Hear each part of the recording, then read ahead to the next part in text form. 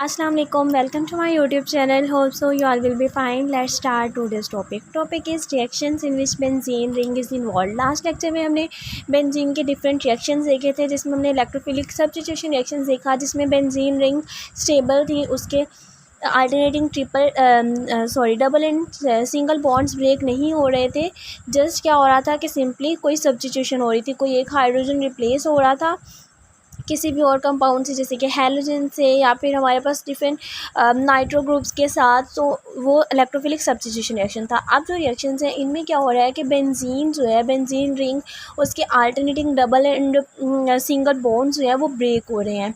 अब इसमें से हमारे पास first of all addition reactions आते हैं। एडिशन रिएक्शंस में सबसे पहले रिडक्शन है। रिडक्शन एक्चुअली में क्या होता है? एडिशन ऑफ हाइड्रोजन और removal of oxygen. Addition of hydrogen और रिमूवल ऑफ ऑक्सीजन। अगर हम इस रिएक्शन में रिएक्टेंट्स की बात करें तो हमारे पास रिएक्टेंट्स में बेंजीन है और हाइड्रोजन मॉलिक्यूल्स हैं। रिडक्शन हो रही है तो यानी कि हम एडिशन ऑफ हाइड्रोजन करवा रहे हैं।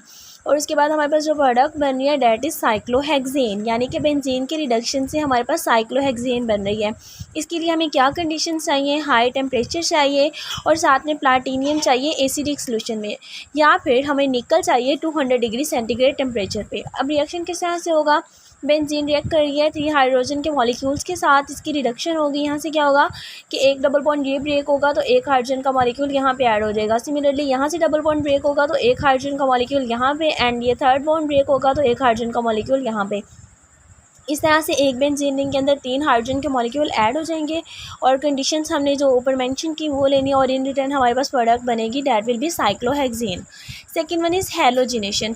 अब रिडक्शन में हाइड्रोजन ऐड हो रहा था तो हैलोजिनेशन में हैलोजन ऐड होगी। हैलोजन में हमारे पास fluorine, chlorine, bromine and iodine, 4 halogen आते हैं। लेकिन अगर हम रिएक्टेंट्स की बात करें तो हमारे पास बेंजीन है एंड देन क्लोरीन और ब्रोमीन है। अब क्लोरीन और ब्रोमीन क्यों है, फ्लोरीन और आयोडीन क्यों नहीं है? इनका ऑर्डर ऑफ रिएक्टिविटी बाकी सारे रिएक्शंस की तरह क्या होता है कि फ्लोरीन का बहुत विग्रियस है जो कि आउट ऑफ कंट्रोल होता है, और आयोडीन का बहुत स्लो होता है। तो इसलिए नॉर्मली जो रिएक्शंस होते हैं उसमें हमारे पास क्लोरीन और ब्रोमीन और साथ में बेंजीन रिंग। इन रिटर्न जो हमारे पास प्रोडक्ट बनेंगी, अगर हम क्लोरीन ऐड करवाते हैं तो हमारे पास हेक्साक्लोरोसाइक्लोहेक्सेन बनता है, और अगर ब्रोमीन ऐड करवाते हैं तो हेक्साब्रोमोसाइक्लोहेक्सेन बनता है। कंडीशंस हमें सिंपली यहाँ पे सनलाइट चाहिए।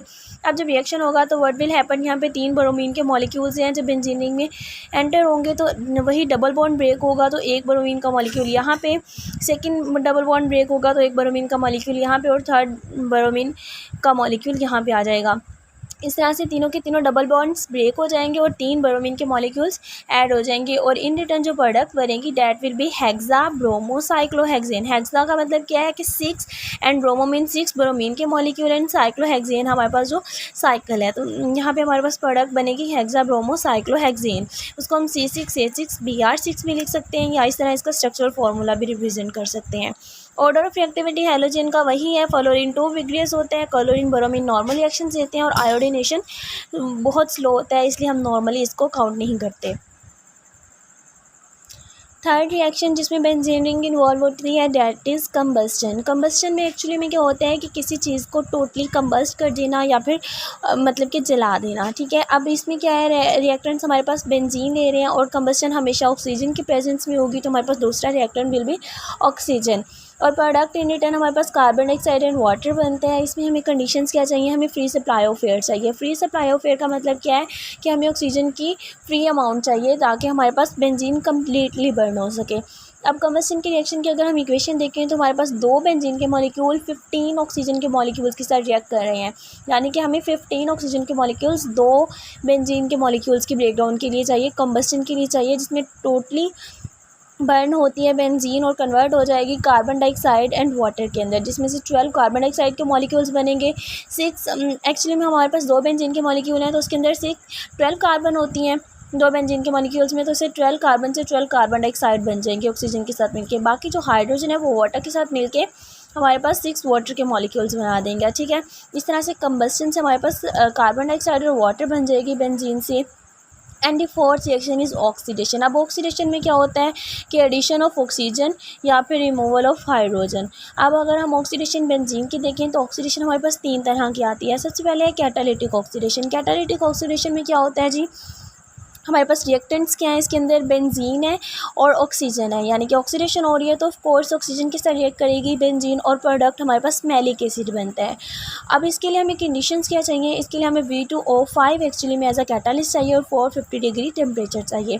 जब रिएक्शन होगा तो किस तरह से होगा कि दो बेंजीन के मॉलिक्यूल्स 9 ऑक्सीजन के मॉलिक्यूल्स के साथ जब रिएक्ट करते हैं तो बेंजीन ब्रेक डाउन होकर मैलिक एनहाइड्राइड बनाएगी। That is structure which is called maleic anhydride और रिमेनिंग जो है वो कार्बन डाइऑक्साइड और वाटर के मॉलिक्यूल्स बन जाएंगे।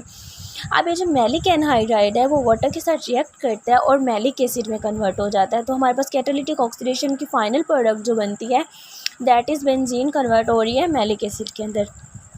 सेकेंड ऑक्सीडेशन का रिएक्शन जो है दैट इज़ ओजोनोलाइसिस। ओजोनोलाइसिस का मतलब क्या है, ओजोन से इंडिकेट हो रहा है कि इसके अंदर ओजोन हमारे पास रिएक्ट करती है। रिएक्टेंट्स हमारे पास क्या आते हैं, benzene and ozone, product in return क्या बनती है, ग्लाइऑक्सल। अब अगर हम इक्वेशन देखें ओजोनोलाइसिस की तो इसमें क्या हो रहा है कि बेंजीन रिएक्ट करती है 3 ओजोन के मॉलिक्यूल्स के साथ और फर्स्ट ऑफ ऑल ये कन्वर्ट होती है बेंजीन ट्राइओजोनाइड के अंदर, यानी कि एक बेंजीन के अंदर 3 ओजोन मॉलिक्यूल्स ऐड हो गए तो दैट विल बिकम बेंजीन ट्राइओजोनाइड। अब ये जो बेंजीन ट्राइओजोनाइड है इसने 3 जिंक के साथ रिएक्ट करना है और हमारे पास इन रिटर्न क्या होगा कि ग्लाइऑक्सल बनता है, साथ में जिंक ऑक्साइड बनती है और मेन प्रोडक्ट जो हमारे पास ओजोनोलाइसिस की थी क्या थी कि बेंजीन कन्वर्ट होना है ग्लाइऑक्सल के अंदर। इस तरह से बेंजीन कन्वर्ट हो गई ग्लाइऑक्सल में।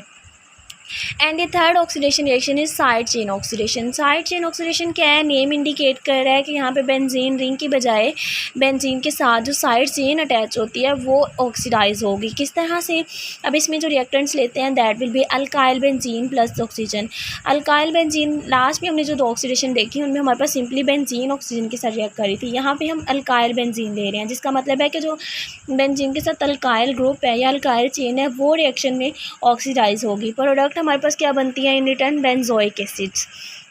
अब इसमें हमारे पास कंडीशंस क्या है, हमने माइल्ड ऑक्सीडाइजिंग एजेंट्स ले लिया दैट में भी KMnO4 और K2CrO4, इन दोनों में से कोई भी ऑक्सीडाइजिंग एजेंट हो सकता है। अब ये जो KMnO4 है इसका पिंक कलर होता है हमें पता है, तो ये क्या करता है कि जब अगर कोई अल्काइल बेंजीन होगी और उसकी ऑक्सीडेशन होगी तो इन रिटर्न क्या होगा कि हमारे पास KMnO4 यूटिलाइज हो जाएगा तो इसका पिंक कलर डिसअपियर हो जाएगा।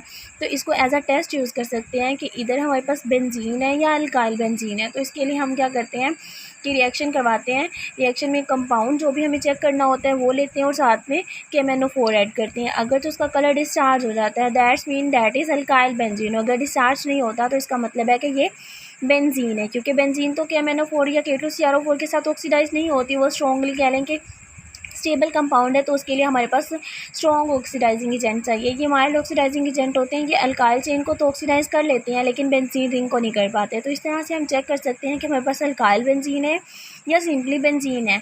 अब इसके अगर रिएक्शन की बात करें तो दैट इज़ अल्काइल बेंजीन, जिसमें हमारे पास मिथाइल ग्रुप अटैच है, तो यहाँ पे अल्काइल चेन जो है दैट इज़ मिथाइल चेन। अब ये जब ऑक्सीजन के साथ रिएक्ट करता है तो व्हाट विल हैपन, यहाँ से हमारे पास क्या होगा कि ऑक्सीजन लेगा और हमारे पास बेंजोई COOH मीन के बेंजोइक एसिड में कन्वर्ट हो जाएगा और बाकी हमारे पास वाटर का मॉलिक्यूल बन जाएगा। तो इस तरह से हमारे पास बेंजीन अल्काइल बेंजीन कन्वर्ट हो गई बेंजोइक एसिड में। अब ये डिपेंड करता है कि ये डिपेंड नहीं करता कि चेन कितनी लंबी है, यहाँ पे तो सिंपली मिथाइल ग्रुप था ना, हो सकता है चेन में हमारे पास 4 कार्बन्स की हो, 5 कार्बन्स की हो या 15 20 जितने मर्जी कार्बन की चेन हो। रिमेंबर दैट कि हमारे पास रिप्लेसमेंट जोन है ऑक्सीजन की, वो सिर्फ एक ही बेंजोइक एसिड ग्रुप हमारे पास बनेगा, बाकी जितने भी चेन है वो सारी की सारी कार्बन डाइऑक्साइड और वाटर बन के अलग से सेपरेट हो जाएगी। और इन रिटर्न हमारे पास जो बेंजोइक एसिड बन रहा है या कह लें कि जो हमारे पास बेंजीन रिंग है वो सिर्फ एक ही COOH ग्रुप रिसीव करती है, बाकी जितनी भी अल्काइल चेन है वो सारी कार्बन डाइऑक्साइड और वाटर के अंदर कन्वर्ट हो जाती है। सपोज यहाँ पे हमारे पास ये पहले हमने मिथाइल ग्रुप की देखी, अब हम मिथाइल ग्रुप की देखते हैं कि मिथाइल ग्रुप पर जब ऑक्सीजन के साथ रिएक्ट करेगा व्हाट विल हैपन कि एक बेंजोइक एसिड बनेगा, बाकी जो हमारे पास और यहाँ पे हाइड्रोजन है और कार्बन है वो कार्बन डाइऑक्साइड और वाटर में कन्वर्ट हो जाएंगे ऑक्सीजन के साथ रिएक्ट करके और बेंजोइक एसिड एक ही बनेगा। ये थे डिफरेंट रिएक्शन जिनमें बेंजीन रिंग इन्वॉल्व होती है। होप सो आपको वीडियो पसंद आई होगी। अगर वीडियो पसंद आई है तो लाइक और सब्सक्राइब करना मत भूलिएगा। मिलते हैं नेक्स्ट वीडियो में, तब तक के लिए अल्लाह हाफिज़। Thank you so much.